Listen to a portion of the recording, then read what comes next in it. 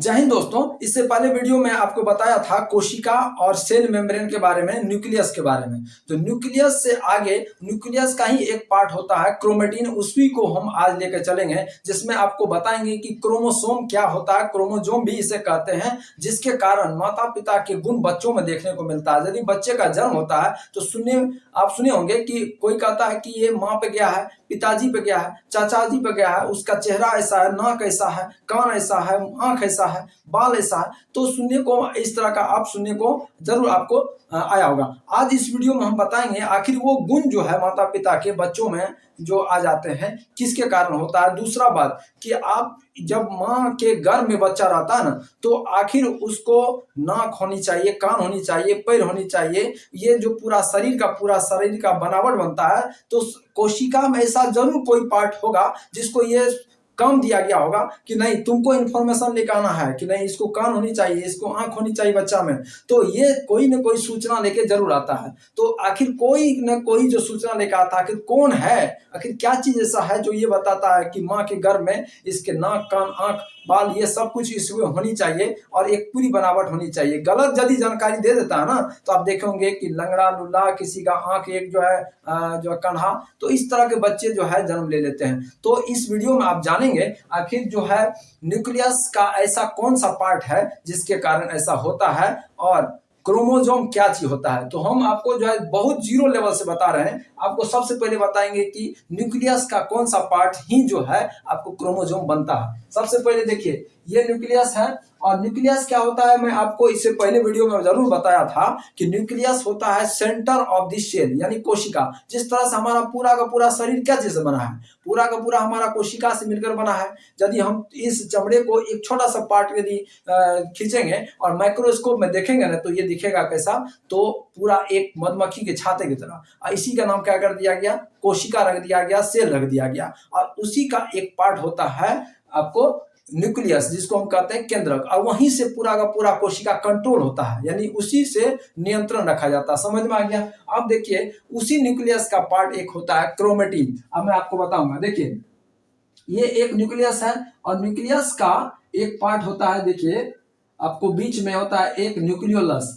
ये क्या चीज है, न्यूक्लियोलस होता है। और यहाँ पे एक जाली जैसा होता है जो कि धागा जैसा होता है। यहाँ पे धागा जैसा एक संरचना होती है, मतलब धागा जैसा, एकदम धागा जैसा होता है। ठीक है, तो धागा जैसा इसका जो संरचना होता है, जिसको हम कहते हैं क्रोमेटिन। क्या कहते हैं, क्रोमेटिन बोलते हैं। क्रोमेटिन क्या बोलते हैं, क्रोमेटिन। ये क्रोमेटिन जो है ये डीएनए और प्रोटीन का बना होता है। अब देखिए, ये क्या चीज का बना होता है, डीएनए। डीएनए का मतलब होता है डीऑक्सी राइबो न्यूक्लिक एसिड। ये क्या चीज का बना है, डीएनए का बना है, और प्लस प्रोटीन का बना है। ये डीएनए और प्रोटीन का बना है, साथ साथ ये हिस्टोन का बना हुआ। किसका, हिस्टोन का। देखिए, डीएनए, प्रोटीन और हिस्टोन, ये तीनों के तीनों से मिलकर बना हुआ है क्रोमेटिन। अब क्रोमेटिन का जो ये धागा है, जब इसको संकुचित किया गया, संकुचित का मतलब क्या होता है, जब कसा गया, जब इसको एक तरह से स्प्रिंग जैसा बनाया गया ना, तो ये दिखा कैसे, तो इस टाइप से बन गया। ये क्या बन गया, इस टाइप से बन गया, यानी कि इस टाइप से आपका बन जाता है। ठीक है, अब देखिए, जब इसको इस धागा जो क्रोमेटिन है, ये न्यूक्लियस है, ये क्या है, न्यूक्लियस है, और इसको केंद्रक कहते हैं। और केंद्रक का ही एक पार्ट होता है जो धागा जैसा होता है, जिसको क्रोमेटिन कहते हैं। समझ में आ रहा है। अब देखिए, इस क्रोमेटिन को जब टाइट किया गया, स्प्रिंग जैसा बनाया गया, तो ये ऐसा बन गया। इसी को हम कहते हैं क्रोमोसोम। इसको क्या कहते हैं, क्रोमोसोम कहते हैं, क्रोमोजोम भी कहते हैं। अब देखिए, क्रोमोजोम क्या चीज होता है, क्रोमोजोम जो है क्या चीज का बना होता है, तो क्रोमेटिन के धागा को जब क्या किया गया, कस दिया गया, एक स्प्रिंग जैसा जैसे बना दिया, तो वो बन गया क्या, वो बन गया क्रोमोजोम। समझ में आ गया। अब जब इसको और यदि खींच देंगे ना, इसको और यदि खींच देंगे तो कैसा बन जाएगा, वो देखिए। उसके बाद आपको इस टाइप से बन जाएगा। जब इसको और क्या करेंगे, खींच देंगे, स्प्रिंग को यदि और खींच देंगे, तो ऐसा इसका स्ट्रक्चर बन गया। समझ में आ गया। अब ये क्या चीज है, तो इसको देखिए, जब ये खींच दिया गया तो ये क्या चीज है, तो डीएनए है। और अब इसको समझना है कि यदि ये क्रोमेटिन को जब टाइट किया गया स्प्रिंग जैसा तो क्रोमोजोम बना, और क्रोमोजोम को जब ये खींच दिया गया और नमरा दिया यदि इसको, तो कैसा बन गया, तो डीएनए बन गया।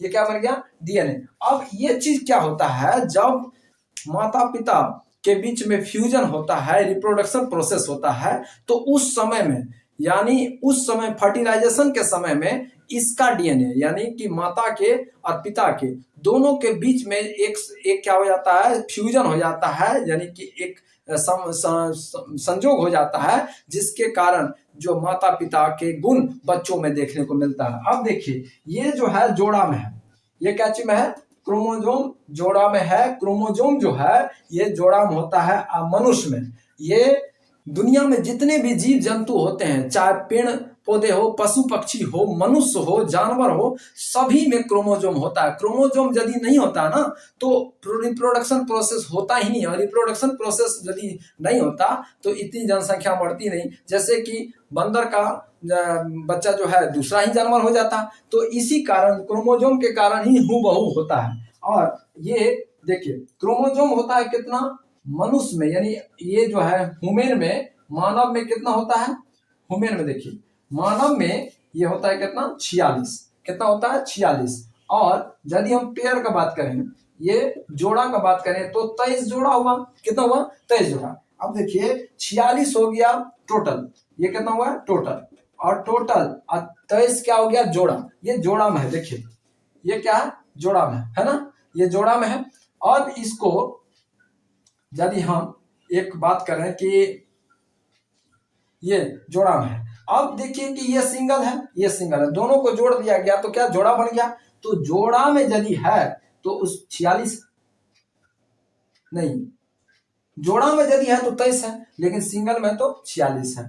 तो जोड़ा में होता है, ये पूरा घूमता रहता है, पूरा घूमता रहता है कोशिका के न्यूक्लियस के अंदर, और यही इंफॉर्मेशन देता है माँ के गर्भ में बच्चा का आंख, नाक, कान, जीभ, हर उसका जो शरीर का पार्ट बनता है ना बच्चों का, वो सब इंफॉर्मेशन यही देता है। लेकिन क्रोमोजोम यदि गलत इंफॉर्मेशन दे देता है, जिसके कारण लंगड़ा लुल्ला, उसके बाद जो है आंख किसी का जो है एक ही, किसी का जो देखे होंगे जुड़वा बच्चा, या बाल किसी का नहीं आना, या जन्म से ही बहरा, जन्म से ही गूंगा, आखिर ये सभी जो गुण देखने को मिलता है कुछ ना कुछ, ये डिफॉल्ट क्यों होता है, ये डिफॉल्ट होता है क्रोमोजोम के कारण ही होता है। अब यहाँ पे देखिए आपको कि ये जो है जोड़ा में है तो ये 23 है, जोड़ा वाला को डिप्लॉइड बोलते हैं। क्या बोलते हैं, डिप्लॉइड। क्या बोलते हैं, डिप्लॉइड बोलते हैं। और यदि सिंगल है तो इसको हैप्लॉइड बोलते हैं। क्या बोलते हैं, हैप्लॉइड। तो जोड़ा को डिप्लॉइड और सिंगल को हैप्लॉइड बोलते हैं। अब देखिए बीच में जहां पे ये दोनों क्रोमोसोम जुटा हुआ है ना, तो इसको बोलते हैं सेंट्रोमियर। इसको क्या बोलते हैं, सेंट्रोमियर बोलते हैं, जहां से पूरा क्रोमोसोम को कंट्रोल रखा जाता है, पूरा क्रोमोसोम को ये पूरा बैलेंस में रखता है। और साइड वाले को बोलते हैं टेलोमियर। क्या बोलते हैं, टेलोमियर। ये क्या करता है, ये जो है ये फैलने में मदद करता है। अब इसको देखिए, यहां तक तो समझ में आ गया। अब इस चीज को देखिए, जब इसको और खींच दिया गया तो ऐसा स्ट्रक्चर बन गया। तो ऐसा स्ट्रक्चर बना गया, इसको कहते हैं डीएनए। डीएनए का मतलब होता है डीऑक्सी राइबो न्यूक्लिक एसिड। इसका मतलब है कि न्यूक्लियस के अंदर एक अम्ल पाया जाता है जिसको हम कहते हैं डीएनए। क्या बोलते हैं, डीएनए बोलते हैं। और डीएनए के कारण ही ऐसा होता है। जैसे देखो किसी का बच्चा यदि खो गया तो आखिर पुलिस, यदि उसको पुलिस केस हो गया, पुलिस के पास गया, तो पुलिस किस आधार पर उस बच्चे को उसके माता पिता को सौंपेगा, तो डीएनए टेस्ट होता है। क्या होता है, डीएनए टेस्ट। और डीएनए टेस्ट जब होता है तो उसके आधार पर जो उसको दिया जाता है कि दोनों का डीएनए टेस्ट होता है तो डीएनए मिल जाता है। तो एक प्रकार का अम्ल पाया जाता है किसमें, तो न्यूक्लियस में, उसको कहते हैं डीएनए। अब डीएनए किस प्रकार का ये अम्ल है, तो हम बताएंगे आपको डीएनए में क्या क्या चीज मिला हुआ है। अब देखिए कि डीएनए क्या चीज से मिलकर बना हुआ है। डीएनए का मतलब क्या होता है, DNA deoxy ribo nucleic acid, और एक प्रकार का ये अम्ल है। जैसे कि आप देखे होंगे नींबू में भी अम्ल होता है, संतरा में होता है, कच्चा आम में होता है, दही में होता है। तो ये है डीऑक्सी राइबो न्यूक्लिक एसिड, ये न्यूक्लियस मतलब न्यूक्लिक एसिड इसका नाम क्यों है? क्योंकि ये न्यूक्लियस में पाया जाता है, इसीलिए इसका नाम है न्यूक्लिक एसिड। और इसमें क्या चीज मिलकर बना हुआ है, देखिए एक मिला हुआ है इसमें शुगर। शुगर का मतलब क्या होता है, या तो इसको ग्लूकोज कहिए या इसको शुगर कहिए। और ये शुगर जो है ये कार्बोहाइड्रेट है। हम जानते हैं कि ग्लूकोज भी एक कार्बोहाइड्रेट है और शुगर भी कार्बोहाइड्रेट का ही फॉर्म है। और दूसरा में यदि बात करें तो नाइट्रोजन बेस क्या होता है, नाइट्रोजन बेस, यानी नाइट्रोजन जो होता है ना वो क्षार के रूप में होता है। क्षार जैसे साबुन का घोल देखे होंगे ना, तो क्षार, उसको क्षार कहते हैं। क्षार का जो है स्वाद कैसा होता है, तीखा होता है। और ये नाइट्रोजन जो यहाँ पे है वो क्षार के फॉर्म में है। तीसरा यदि बात करें तो फॉस्फेट, यानी कि तीसरा बात करें तो फॉस्फेट, यानी फॉस्फेट ग्रुप में फॉस्फोलिक एसिड वगैरह इसमें पाया जाता है। अब देखिए आपको बात करते हैं कि नाइट्रोजन बेस का यदि बात करें तो ये दो फॉर्म में पाता है। एक को कहते हैं प्यूरिन, एक को क्या बोलते हैं, प्यूरिन बोलते हैं। दूसरा को बोलते हैं क्या, पेरिडीमिन, दूसरा को पेरिडीमिन। ठीक है, तो देखिए एक को प्यूरिन बोलते हैं, यानी ये प्यूरिन ये भी एक बेस है, नाइट्रोजन फॉर्म का है, और ये भी पेरिडीमिन है। तो यहाँ पे पेरिडीमिन जो है, ये प्यूरिन जो है दो प्रकार का है। यहाँ पे एक है आपको एडमिन, एक को क्या कहते हैं, एडेनिन बोलते हैं। क्या बोलते हैं, एक को कहते हैं एडेनिन, एक को कहते हैं एडनिन, दूसरा को कहते हैं, एक होता है एडनिन और दूसरा क्या होता है, ग्वानिन। दूसरा क्या है, ग्वानिन। ठीक है, एक को कहते हैं एडनिन, दूसरा को ग्वानिन। इसमें एक को थायमिन कहते हैं, एक को थायमिन और दूसरा साइटोकाइनिन, एक को कहते हैं साइटोसिन। ये देखिए प्यूरिन जो नाइट्रोजन क्षार का ग्रुप का है, इसलिए दो प्रकार का, एक एडनिन दूसरा ग्वानिन। उसके बाद पेरिडीमिन जो है यदि हम बात करें तो थायमिन और साइटोसिन। तो अब ये हम आपको क्यों बता रहे हैं इसको समझिए, आखिर कुछ ना कुछ तो बात है।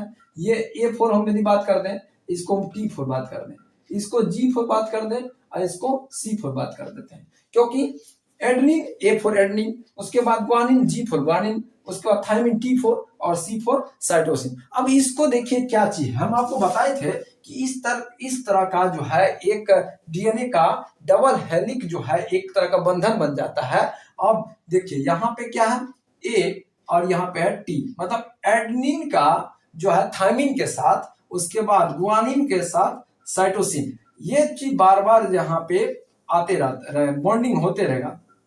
देखिए तो इस तरह से यदि हम बात करें ना, तो इस तरह से एडनिन का के साथ थायमिन और ग्वानिन के साथ साइटोसिन का के बीच में हाइड्रोजन बॉन्डिंग बनता है। क्या चीज, हाइड्रोजन बॉन्डिंग, एक डबल हेलिक्स जो है दोनों तरफ से रस्सी वाला है, इस तरह का बंधन बन जाता है, जिसके कारण ये जो है, अब यदि इसका छोटे इकाई को बोध करेंगे, यदि इसका सबसे और इसको खींच दिया जाएगा तो छोटे छोटा जो है इसका पार्ट्स को क्या कहेंगे हम, जीन कहेंगे। क्या कहेंगे हम, जीन। और जीन ही एक एजेंट है, जिस तरह से जीन एक तरह का माध्यम है और वही क्या करता है, माता पिता के गुण बच्चों में ट्रांसफर कर देता है। इसीलिए माता पिता के गुण जो है ये जनरेशन टू जनरेशन देखने को मिलता है कि कुछ ना कुछ मिलता है, कोई ना कोई ऐसा गुण माता पिता के बच्चों में जरूर देखने को मिलता है, या माता के मिले चाहे पिताजी के मिले।